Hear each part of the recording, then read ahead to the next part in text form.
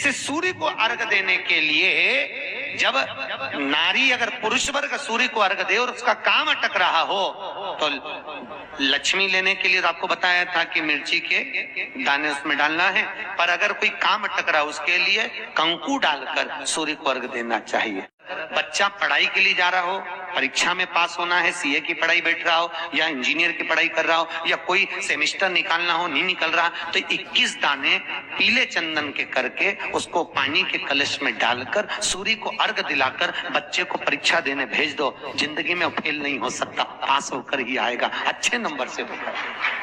एक लोटा पानी भरो, 7 पत्ती नीम की डालना। काय की डालना? नीम, कड़वी नीम, मीठी नीम नहीं, कड़वी नीम। 7 पत्ती नीम की डाल लो और 7 उसमें बेलपत्र डाल लो। जिस व्यक्ति का ब्लड प्रेशर हाई हो, लो हो, उसके कमरे में उसको प्लेट से ढककर रख दीजिए।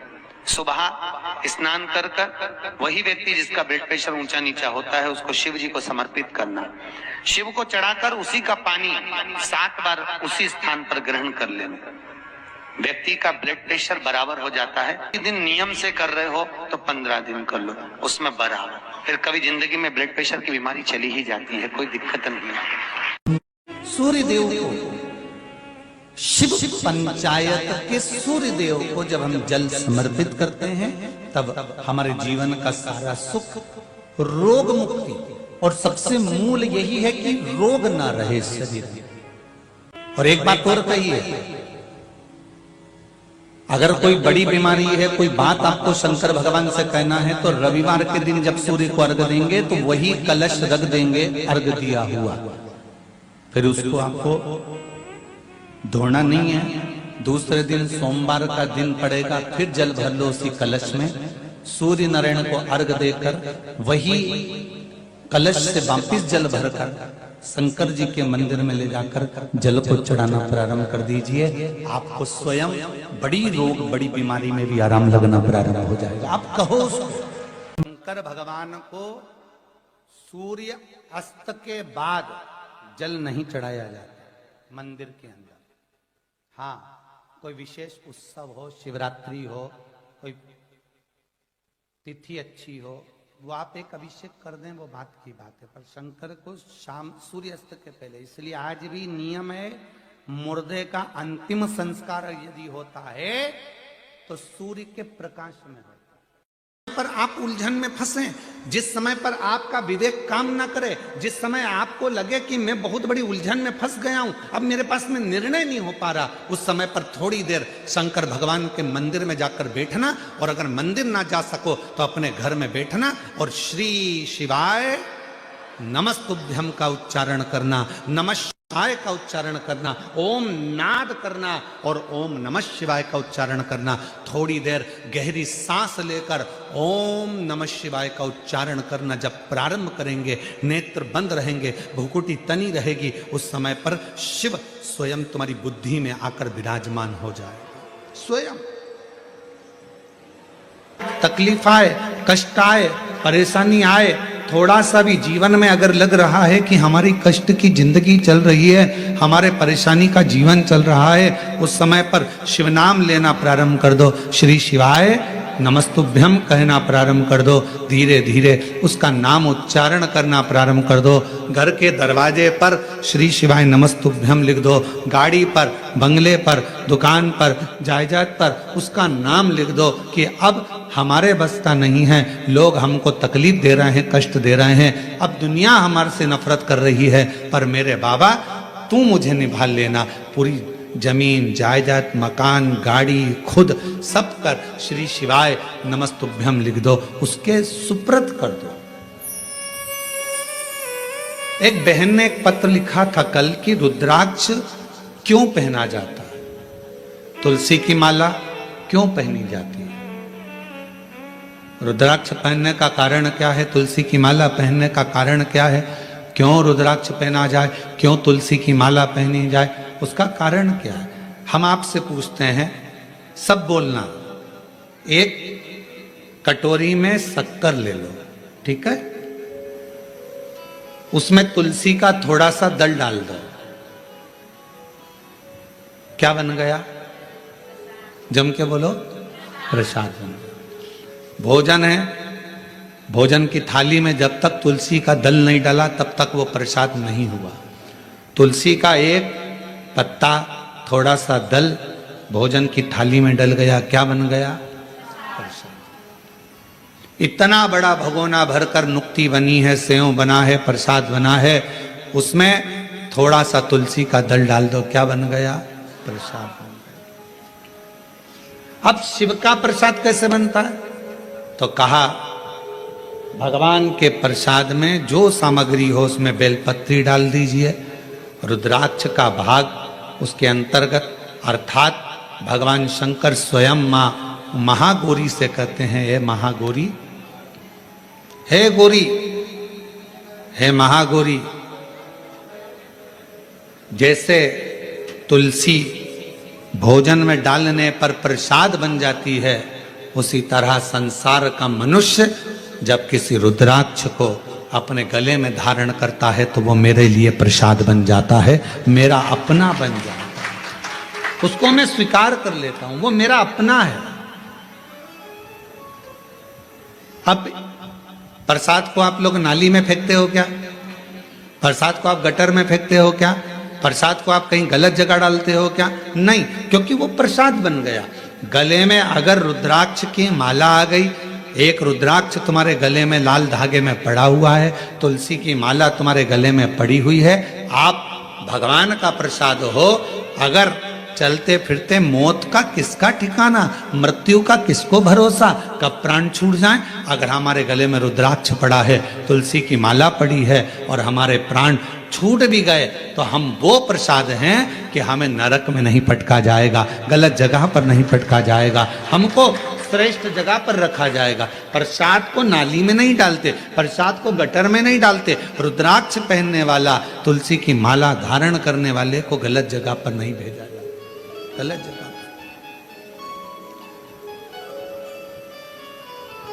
आप गले में अगर रुद्राक्ष धारण करते हो तो शिव का प्रसाद हो। और जितने शिव भक्त इस ऑनलाइन शिव महापुराण की कथा को आस्था चैनल पर श्रवण कर रहे हैं, फेसबुक यूट्यूब पर सुन रहे हैं और सोशल मीडिया पर इस कथा को अगर श्रवण कर रहे हैं, तो उनसे कहूँगा अपने गले में एक रुद्राक्ष अवश्य डालो। तुलसी की माला भी अगर है तो भी एक रुद्राक्ष जरूर डालो। क्यों? अगर गूगल पर सर्च करोगे, फेसबुक यूट्यूब पर सर्च करोगे, इंस्टा पर सर्च करोगे तो उसमें आपको मालूम पड़ेगा एक रुद्राक्ष यदि हमारे गले में होता है तो हमारी बीपी, शुगर, थायराइड, इन सब को लेवल में रखता है और वो ना शुगर बढ़ने देता है, ना शुगर घटने देता है, ना बीपी बढ़ने देता है, ना बीपी घटने देता है। एक रुद्राक्ष अपने गले में होना चाहिए। उधर किसने दिया? बोलते जाओ, भगवान ने। तो भोजन कौन देगा? अरे बोलो जम के। मेहनत किसको करना है? अपन को। परिश्रम अपने को करना है, मेहनत अपने को करना है, पर फल देगा।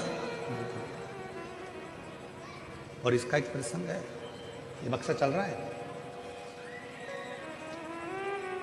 इसका एक प्रसंग है और बड़ा सुंदर सा एक प्रसंग आता है। एक मलुक नाम का एक लड़का था, उसका दोस्त शिव जी का बड़ा भगत था। शंकर भगवान के मंदिर में वो रोज जाता, रोज जल चढ़ाता, शिव जी की आराधना करता, साधना करता, भजन करता और ये दिन रात उस पर कटाक्ष करता, दिन भर उस पर तर्क करता मलू। अब एक दिन मल्लुक ने अपने दोस्तों को रोक लिया, कहां जा रहा है? कि मंदिर जा रहा हूं। अरे थोड़ा काम धंधा कर ले, या जा जरा काम धंधा कर। ये शंकर भगवान को निलाने से, लोटा भर के जल चढ़ाने से कोई शंकर जी कुछ थोड़ी ना दे देगा। काम नहीं करेगा तो क्या शंकर जी खाने को दे देगा? लड़ाई हो गई मल्लुक की और उसके दोस्त की। नहीं करूंगा काम तो भी मेरा भोलेनाथ खाने को देगा। मल्लुक ने कहा अगर तेरा भोलेनाथ काम नहीं करूं और खाने को दे तो मैं भी चल करने को तैयार हूं। एक परीक्षा करूंगा, वन में जाकर बैठ जाऊंगा, देखूं तेरा भोलेनाथ मुझे खाने को देता है कि नहीं देता। अगर मेरे शंकर भगवान ने तुझे खाने को दे दिया तो काम मैं रोज एक लोटा जल चढ़ाने के लिए शंकर जी के मंदिर में जाऊंगा, और अगर तेरे शंकर भगवान ने मुझे खाने को नहीं दिया तो काम मैं मंदिर जाना छोड़ दूंगा, लोटा भर जल चढ़ाना छोड़ दूंगा। दोनों में झगड़ा हो गया, दोनों में लड़ाई हो गई। अब दोनों में झगड़ा हो गया और जो मलुक था वो लड़ झगड़ के जंगल में चले गया। जंगल में जाकर उसने विचार करा, जंगल में रहूंगा और कोई मुझे भोजन देकर चले गया तो एक काम करता हूं, ये पीपल के पेड़ पे चढ़ के बैठ जाता हूं, कोई आएगा भी नहीं, भोजन देगा भी नहीं, और भोजन नहीं मिलेगा तो मेरा दोस्त मंदिर जाना छोड़ देगा और मेरा झंझट मिट जाएगा, फिर मेरे साथ घूमेगा, एंजॉय करेगा। ठीक, पेड़ पे चढ़ गया।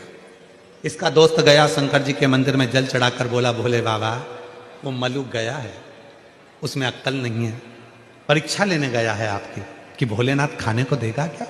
बाबा उसका पेट भर देना बेचारे का, भूखा रहेगा। जल चढ़ाया,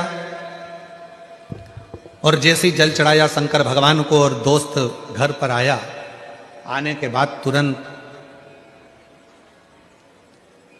आज शिव जी ने जो लीला करी वो देखिए। शंकर भगवान ने ऐसी लीला कर दी कि एक गाय चराने वाला कपड़े में 4 रोटी बांधकर उसमें थोड़ा सा अचार और कांदा रखकर लाया और विचार करने लगा, मुझे गाय यहीं पर चराना है, मेरी रोटी कहीं दूसरा ना खा जाए, इसलिए इसको पीपल के पेड़ पे टांग देता। रोटी टांग दी पीपल के पेड़ पे। मल्लुक ने विचार करा, इसका शंकर भगवान तो गजब का है रे, रोटी ऊपर दे दी पीपल के पेड़ पर वो तो कह रहा था कि भगवान खिला कर जाता है, नहीं खाऊंगा, रोटी टंगी है, खा नहीं रहा। अब थोड़ा बहुत तो हाथ पैर खुद भी हिलाओ जी, खाने को तैयार नहीं। इसका दोस्त शाम के समय भगवान के मंदिर में जाकर, बाबा भोलेनाथ मेरा दोस्त भूखा होगा, उसको खाना खिला देना। शंकर भगवान ने डमरू का नाद करा, 4-6 डाकू घोड़े पे बैठकर धड़ धड़ धड़ धड़ आ गए पीपल के पेड़ के नीचे। जैसे ही थोड़ी देर उन डाकुओं ने आराम करा, उसमें से एक थोड़ा सा विश्राम करा। उसने कहा, सरदार बहुत भूख लग रही है, कहीं से माँ जगत जननी जगदम्बा खाना दे दे तो पेट भरा जाए। इतने में दूसरा बोला, अरे देखो पेड़ के ऊपर रोटी टंगी है, जल्दी उतारो खाते हैं। और जो पेड़ पे से रोटी उठाई और सबने मिलाकर खाने ही वाले थे, इतने में दूसरा बोला, एक भी रोटी मत खाना, ऊपर पुलिस वाला बैठा है, जरूर रोटियों में नींद की गोली मिलाई होगी और पकड़ा जाएंगे तो जूते खाएंगे, इसलिए ले जाकर ये बंद कर देगा, कारागार में डाल देगा, एक रोटी मत खाना। और सबने कहा करें क्या? सरदार ने कहा, इसको नीचे उतारो। ये अपने को मूर्ख समझ रहा, नीचे उतारो। इसको नीचे उतारा, पेड़ से बांध दो, पेड़ से बांध दिया। सरदार क्या करें? सरदार बोला, ये अपने को मूर्ख समझता है, नींद की गोली मिली, रोटी हमको खिला रहा है, एक काम करो, इसकी रोटी इसी को खिलाओ। अब उसकी रोटी, अब वो समझा भगवान आएंगे खिलाने, उसको क्या मालूम था डाकू बन के आ गए। ले रोटी खाओ, के नहीं खाऊंगा। सरदार रोटी नहीं खा रहा। सरदार ने कहा, मार मार के खिलाओ। दो ने इधर से दिया, दो ने उधर से दिया, मुंह में रोटी ठूस है, फिर मारे, फिर रोटी, फिर मारे, फिर रोटी, लाल नीला पीला कर कर रोटी खिलाकर और पूरे रस्सी खोल दिए और डाकू चले गए। ये शाम को पिटा पिटाया, दुचाया, कबाड़ खाने के कबाड़े जैसा। रास्ते में से लंगड़ाता जा रहा था। इसका दोस्त मंदिर से आ रहा था। उसने पूछा, क्यों भोलेनाथ जी मिले थे? इतने में मलुक बोला, तेरा भोलानाथ नहीं खाओ तो मारता भी था, नहीं खाओ तो मारता। तब मलुक ने, वो मलुक नहीं रहे, तब वो मलुक दास बन गए और उन्होंने पद लिखा, अजगर करे ना चाकरी, पंछी करे ना काज, दास मलु का कह गए सबके दाता राम। कोई कुछ ना करे तो भी वो पेट भर कर जाता है, वो मेरा देव अधिदेव महादेव, वो शिव, वो मेरा राम, वो मेरा कृष्ण, वो मेरा शंकर, वो मेरा दत्त, वो मेरी माँ आद्य शक्ति जगत जननी दुर्गा भवानी है, वो मेरा हरि विठल पांडुरंगा है, जो बेलपत्री की मध्य पत्ती पर, बेलपत्री की बीच की पत्ती पर लगाया हुआ चंदन और पत्ती के 3 पत्तियों का जहां पर मिलन हुआ है, उस जगह पर लगाया हुआ शहद शिव को जब चढ़ाया जाता है तो वो भाग्य की बेकार रेखा को भी बदल देता है। वो साधारण नहीं है। कई माताओं की आदत होती है, जब शंकर भगवान को बेलपत्र चढ़ाती है तो उस बेलपत्र पर ओम लिख देती है या चंदन लगा देती है या बीच पत्ती पर थोड़ा सा कुछ भी लगाएगी, भले चावल का दाना लगाएगी, भले वो चंदन लगाएगी, भले वो अष्टगंध लगाएगी, गुलाल लगा देगी, अबीर लगा देगी, कुछ भी लगाकर उस जगह पर लगाकर फिर भगवान को चढ़ाए। वो व्यक्ति जो भगवान शंकर को बेलपत्र जब समर्पित करता है और बीच की पत्ती पर चंदन लगाकर मध्यस्थ जोड़कर शहद लगाकर शिव को जब समर्पित करता है तो उसका भाग्य कितना भी विपरीत चल रहा हो, उसकी किस्मत की रेखा कितनी भी विरोधी, कितनी भी विपरीत चल रही हो, वो अपने आप सुलझ जाती है, अपने आप सुलझ जाती है। उसको सुधारने के लिए कोई दूसरा नहीं आता। आप अपनी किस्मत को संवार सकते हो, आप अपनी किस्मत को संवारने में देरी नहीं कर सकते, आप स्वयं संवार सकते। आप सूर्य को अर्घ देना प्रारंभ करिए। अपने शरीर से मस्तिष्क से तांबे का पात्र 8 इंच की दूरी पर रखकर सूर्य नारायण को उस जल में से देखो, जो जल नीचे आप सूर्य को चढ़ा रहे हो, उस जल में से देखते हुए सूर्य को अर्घ देना प्रारंभ करिए। और धीरे धीरे, अगर बीमारी है तो बिल्कुल स्लो एकदम धीरे धीरे उस पानी को छोड़िए। और पानी को छोड़ने के बाद आप बाबा का केवल सूर्य की आराधना, सूर्य को जल देना प्रारंभ कर दीजिए। 15 से 20 दिन कर कर देखो, धीरे धीरे शुगर और बीपी लेवल में आना प्रारंभ हो जाएगी। अर्घ तो दो, जल भी तुम्हारा, पानी भी तुम्हारा, सूर्य नारायण भगवान भी आपके, और ये शरीर भी आपका। आप अगर स्वस्थ रहोगे तो उसमें सियोर वाले महाराज का कुछ नहीं आना जाना है। बस इतना जरूर जानता हूं कि घर का बेटा, घर का पुरुष, घर की माताएं जब सूर्य को अर्घ देना चालू कर देंगी तो ये पक्का है कि किसी माँ की गोद नहीं उजड़ेगी और किसी माँ का श्रृंगार नहीं उजड़ेगा। ये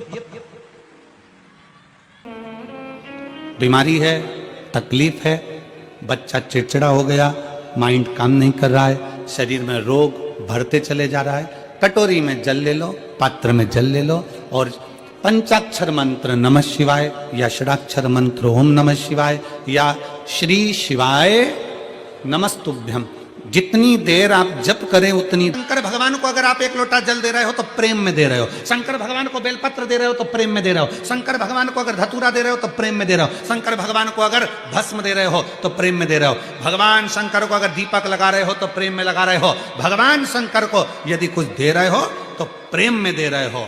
और जिस दिन तुमको जरूरत पड़ेगी, लगेगा मेरा बेटा दुखी है, तो तुमने जो जल चढ़ाया था, तुमने जो बेलपत्र चढ़ाई थी, बस मेरे भोले बाबा ने उसी बेलपत्र और जल का फल तुमको उस दिन निकाल कर देना प्रारंभ कर दिया। जब तुम तकलीफ में,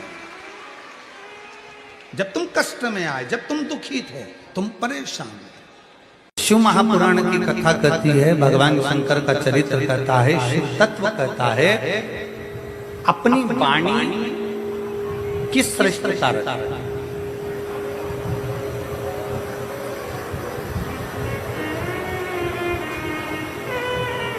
एक कौवा भी बोलता है और एक कोयल भी बोलती है। हापुड़ नगर की इस पवित्र भूमि पर आप और हम शिव महापुराण की कथा नवरात्र में 5 दिवसीय श्रवण करते हैं। एक कौवा भी बोलता है, एक कोयल भी बोलती है, दोनों बोल, कौवा भी बोल रहा है, कोयल भी बोल। कौवे ने किसी का बुरा किया क्या? जम के बोलो जरा। कौवा आपका कोई बुरा कर कर गया? कौवा आपका कोई काम बिगाड़ कर गया? कौवा आपको कभी कोई अपशब्द कह कर गया? कौवा क्या आपको गाली दे कर गया? कौवा क्या आपको आड़ा टेढ़ा बोल कर गया?